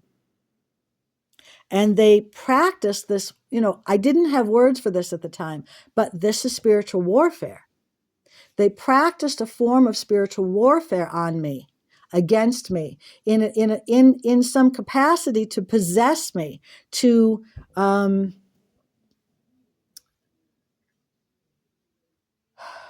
keep me, to build me, to create, as though they owned me, as though they. At this time, I had no idea why it is that I hadn't attended my own senior prom. At that time in my life, when I was, 33 in '03 and 32 in '02. I mean, in those days, I had no idea what was going on. This great blessing had been bestowed to me. And the idea was that I was going to save this man's soul or assist. It's not that I had all this ability. There was never any thought that I possessed all this ability. I was supposed to be assisting others. It was never all my own job. And he was going to find me. He was going to rescue me. Now, I am not, at this time in my life, there is no holy child. At this time in my life, I will tell you, I'm 55 years old now, and I have no intention to give birth for another 100 years. Do you understand? If I get married tomorrow, I am not going to conceive a child for another 100 years.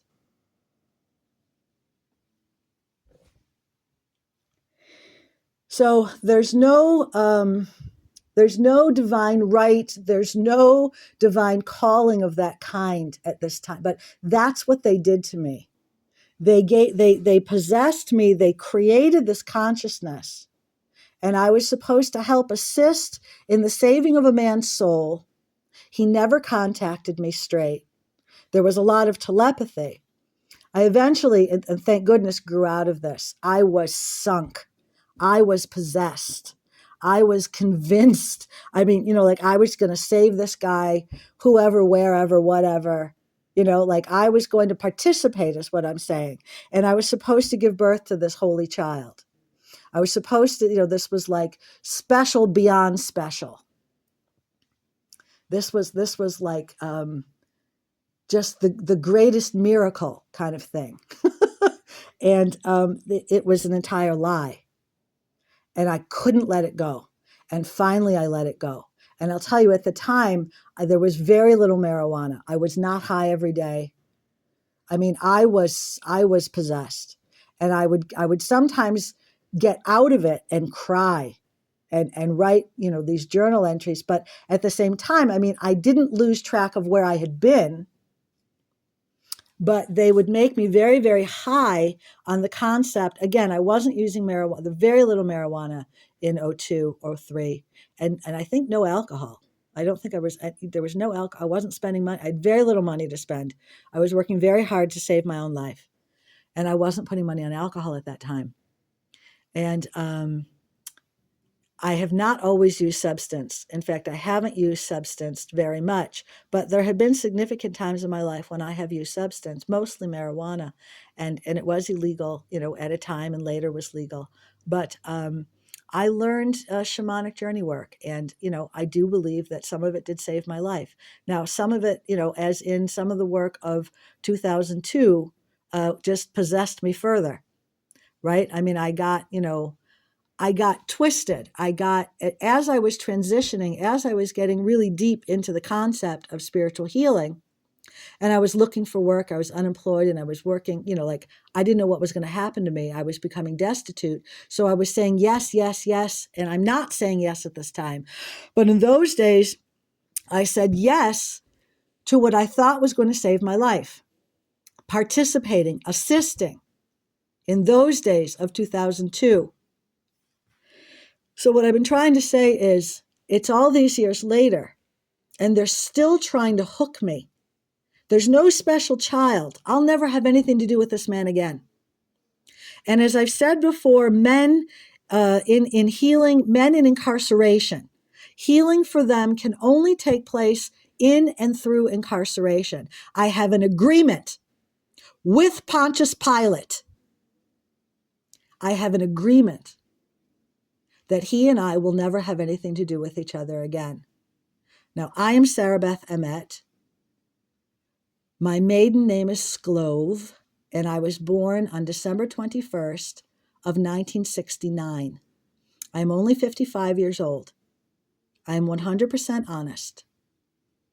And that man and I will never have anything to do with each other again. And in this way, we will practice separation. We will make peace and practice peace.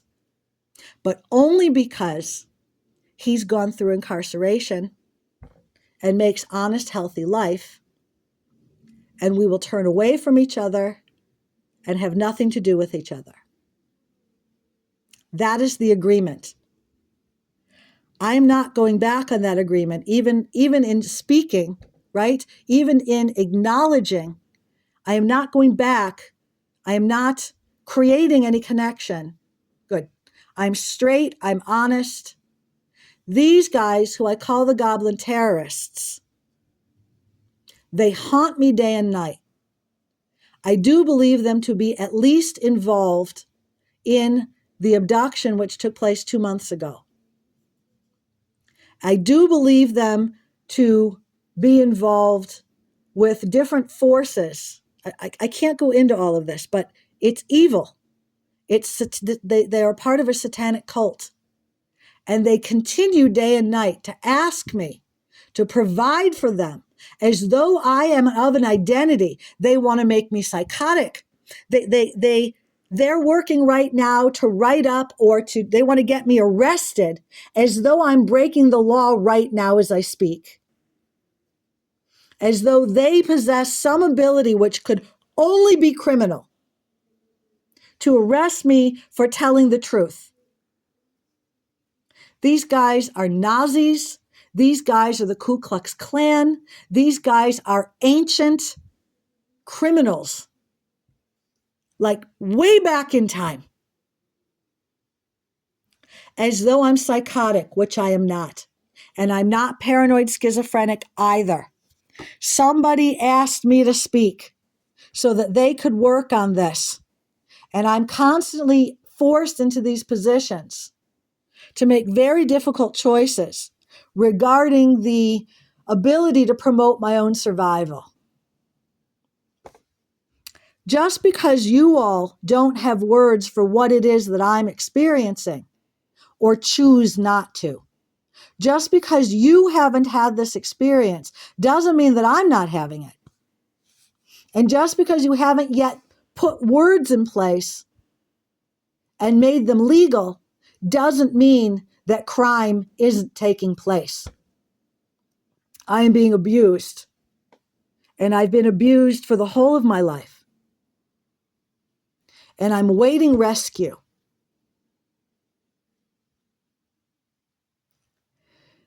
And they are day and night harassing me, tormenting me, and sometimes even torturing me. My body runs with pain. My body runs with radiation and electric shock. My body, sometimes there's running pain and surges of pain.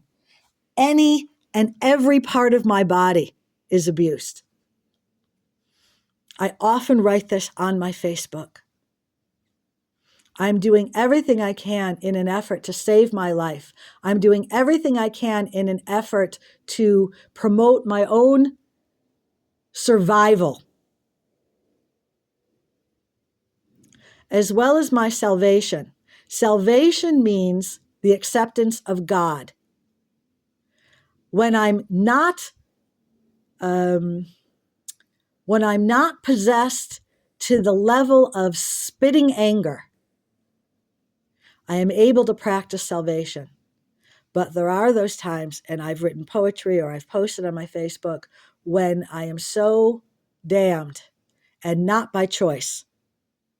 There are times when I am attacked to such an extent that I can't find God or accept God, but I know that somewhere God will be there for me. I don't know what else to say. I'm telling you, day and night, they are constantly trying to, as they've refused truth. They've refused law. And they're constantly trying to make of me someone who I've never been and will not be. They're constantly trying to reestablish what I please just, go back to the way I was. Well, for one thing, I was never where they believe me to have been. And whatever all that was crime. It also isn't possible. It would be further crime. I will not and cannot. I also do not possess any ability to do so. But it's not possible, right? Okay. Somewhere I'm telepathically hearing and acknowledging the admission of the agreement. I'm somewhere hearing the agreement of those whom I call the goblin terrorists, that they did create this spiritual warfare. It is the definition of what they did. This crime. They are running programs. I am never going to give myself to them in the way that I did. I will never seek to save the soul of the damned. They are not the divine, regardless of lineage or birth. They are not the divine. They are Satan. They did give them. They are part of a satanic cult, and there are a great number of other people who I would, consider to be the goblin terrorists, but they truly. I tend to think of this sort of clan of parent and children, this sort of pantheon, not of God, but of the devil. And that's who I call the goblin terrorists. There certainly are others, and it's not my place and not my willingness to get into that. But, evil is real. Evil does exist, and Satan does exist. And people call on the energy of the devil, and they make themselves the devil. And they have been recently of this mind as though I owe them something, as though as though I don't possess any identity which is not of some service to them, the devil. That's spiritual warfare. So they have been committing recently, I'm understanding, I already said, I'm hearing them. I kind of wish I could have just gotten on like I wish I could have started this video to say I'm dealing with spiritual warfare, but I'm in this night and day. I'm in this anyway. I don't think that they possess the ability to help themselves. I don't know what the absolute truth is, and I'm not allowed to get involved, and I'm not going to. I'm going to stop here. So I was asked to provide some information, some evidence, and it's not with the intention to harm myself and not with the intention to harm others, but very real crime is taking place and has taken place in my life even before I was born. So this is a lot for me to be dealing with, and I'm dealing with all this alone. I'm waiting every day and every night for the rescuing professionals. Talk about interbeing and the experiences of interrelated truths. I mean, it's a lot. It's a lot to deal with. And I can't quite find the right things to say right now. And I'm hoping that all of this is going to post. And if it doesn't, I don't know. I'm going to have to make another video. Or I find some way to splice this. I don't know if it works. But anyway, please understand what I've been through and my willingness to try to focus in this nonlinear way. It's not just about what happened back in 2002, but that they've risen from somewhere with some concept and they're like working it hard as though there are realities which are truly not realities. While they created crime, that crime is not truly being practiced. I've outgrown, the world is outgrown. I don't know exactly what that means. I've been through a lot in my life. There's been a lot of crime around me and to me.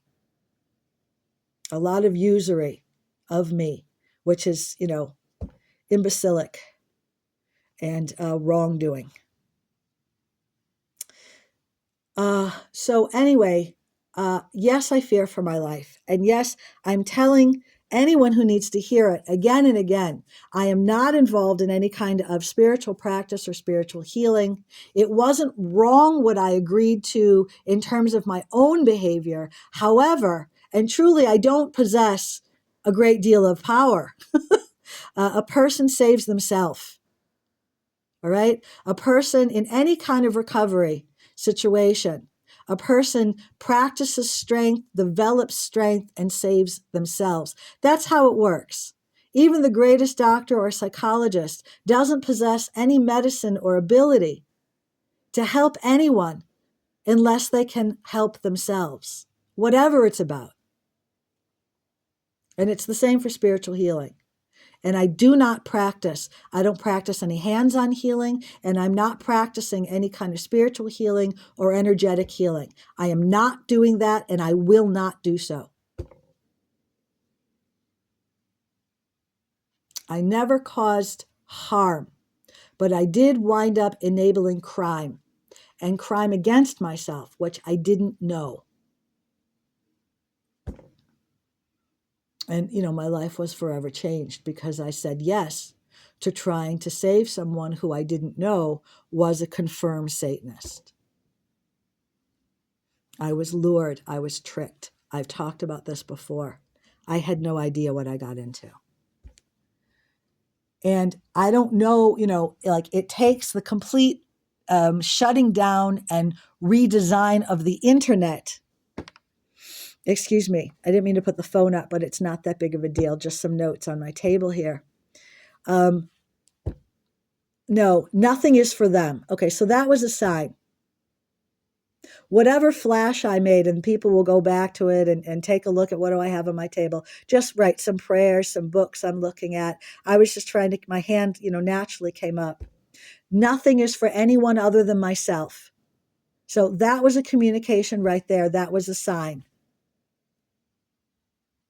Whatever image of the table that just came up, those are just notes for me. Nothing is there for anyone else. But this has been horrible, sickening, terrible. I may even find more clear ways to speak. Maybe I find better things to say. I was maybe going to type and maybe should have, but an idea was just get up and find this. So I've spent 2 hours rambling and communicating and, trying to tell you this is my experience. The point was tell us this piece. And I couldn't tell you about '02. I couldn't tell you about '01 or '02 without getting somehow into the more recent abuse, because they're after me. All of this is because I said yes. No, I did not make a lifelong commitment to this person. And in those days, I did not make a lifelong commitment to this person. I made an agreement to help save a person's soul. It's not possible. Therefore, I am relinquished of any agreement. And this was no life vow. I don't care what he says I said. I did not make this agreement. This is crime. And they hooked me as though a magic child was going to be born, as though I was the mother, as though I was Mother Mary or something. And I was going to bring this divine child into the world. That was a lie. But I got hooked. In the meantime, I was unemployed and I was trying to save my life. Maybe this was the right path of life. And I got just further and further sucked. I got further and further damned. I got further and further forced into this crime, into this soul possession of my own. But, I also saved my life. I also, found God, learned God. I learned service to God, not because I was serving the devil, but they just keep going with the spiritual warfare. They like you maybe are hearing them. You may be hearing them through me, but maybe you're hearing them for yourself. They just keep this as though I am bound. I am not bound to these people. And I don't owe them anything. This is some horror. I mean, I am experiencing horror with these people. And 2 months ago, because they couldn't get what they wanted from me, they decided to beat me up in that capacity. And somewhere I got the idea, spray the pepper spray. And I did burst that pepper spray. I did give it a depress. My thumb went down on that depressor because my life was in danger. And I fought for my life. They put their hands on me. They should not have. They should not even have been inside, is what I've been told. I spoke about this better in my writing. It's still very upsetting. And my daily fears that they're up to something else, I don't know what. And I am not paranoid schizophrenic and I'm not psychotic. These people are threatening me. And this constant, this resurgence of this spiritual warfare, as though I made some agreement that I will never be free of, as though I cannot be free of them. Well, I can be free of them. And I'm doing everything I can, including making this statement, in order to promote my freedom. I'm going to stop here.